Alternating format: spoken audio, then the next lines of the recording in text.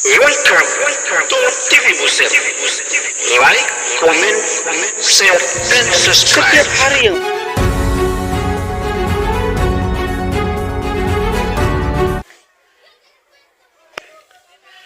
Halo pemirsa BSI TV, bersama saya Abdul Syukur Muhammad kembali hadir di sela-sela aktivitas Anda dengan info terbaru yang terangkum dalam tim redaksi kami.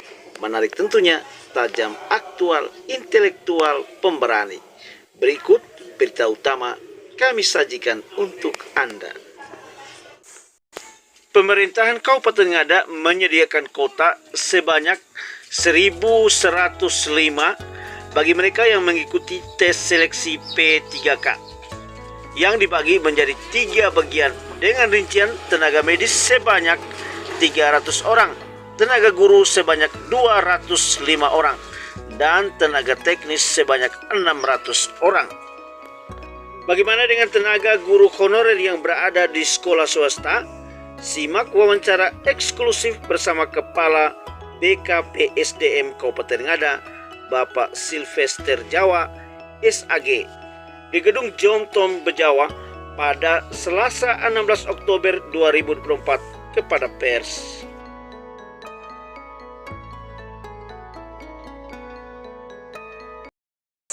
Pemirsa, berjumpa kembali bersama saya Abdul Syukur Muhammad, reporter BSI TV Live buserinfo.com. Pada edisi 16 Oktober 2024 kita berada di Kota Bejawa, Kabupaten Ngada. Dan situasi saat ini kita berada di Gedung Jontom Kota Bejawa, Kabupaten Ngada bersama Kepala KPSDM Kabupaten Ngada, Bapak Sylvester Jawa, SAG. Baik, sampaikan terkait rapat kali ini. Baik, hari ini kita melaksanakan sosialisasi teknis tentang seleksi P3K sesi ketiga khusus untuk guru. Kemarin sudah pertama untuk tenaga medis dan tadi pagi untuk tenaga teknis dan siang sampai sore hari ini untuk tenaga guru. Baik Pak, untuk kita ketahui bahwa pada per hari ini baru dibuka ketiga bagi guru honorer yang dari sekolah swasta. Kira-kira guru yang bisa mengikuti kita dari sekolah swasta boleh sampaikan kriteria. Baik, khusus untuk guru itu persyaratan pelamar yang pertama itu adalah mereka yang pelamar prioritas. Yang terkategori dalam pelamar prioritas adalah guru yang pernah ikut seleksi tahun 2021 dan belum dinyatakan lulus, tetapi nilainya di atas ambang batas. Dan mereka yang pernah ikut tes tahun 2021 itu ada yang dari sekolah negeri dan ada juga yang dari sekolah swasta. Karena memang ketentuan waktu itu terbuka baik untuk sekolah negeri maupun sekolah swasta. Kira-kira persyaratan apa saja tadi? Nah, kalau untuk mereka yang berasal dari sekolah swasta yang masuk dalam kriteria pelamar prioritas, itu mereka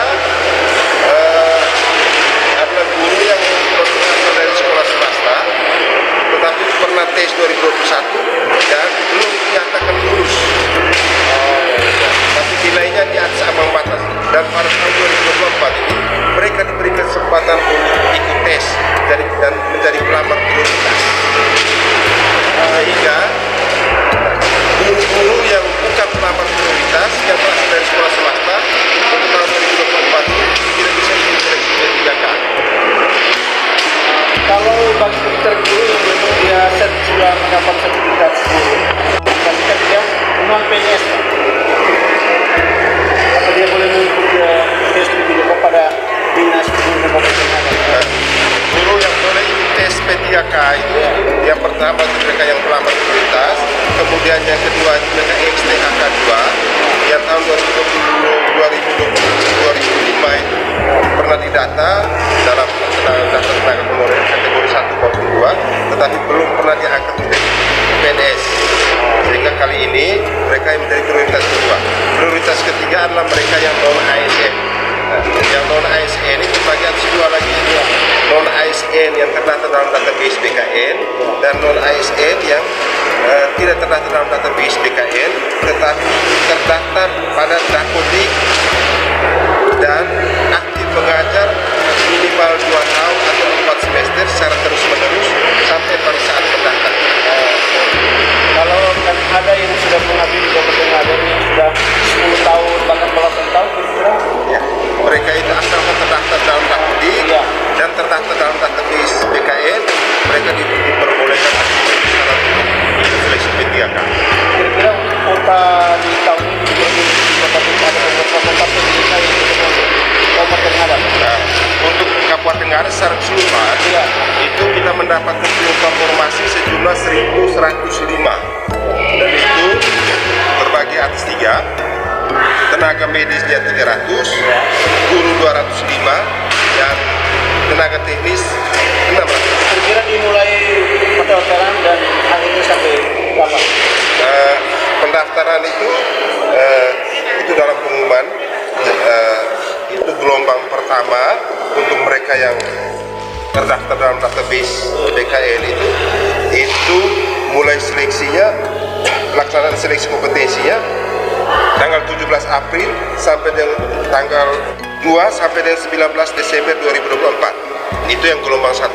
Sedangkan yang gelombang kedua itu nanti pelaksanaan seleksinya tanggal 17 April sampai dengan 16 Mei 2025. Mungkin ada pesan yang Bapak sampaikan kepada Ya.